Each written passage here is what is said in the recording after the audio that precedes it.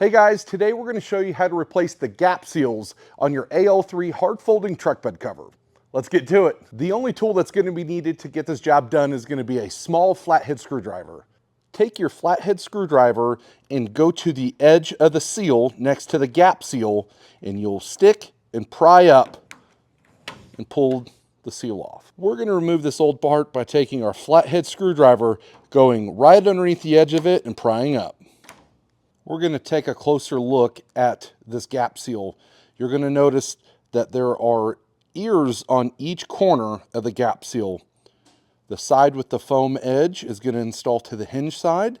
You will install this set of ears, slide it down along into this track, and it's going to catch on the bottom. And then you're going to firmly press this side of the gap seal until it snaps. Now that you have your gap seal snapped into place, we're going to reinstall our side seal. You can see the two edges of the side seal. The flat edge is going to install into the track on the outside edge of the cover. You take your side seal, press it into the track, and you're going to firmly press to snap it in place. Thanks guys for watching today on how to replace a gap seal on your AL3 Worksport truck bed cover.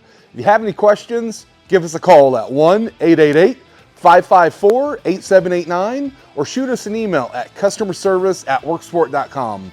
Thanks guys and have a great day.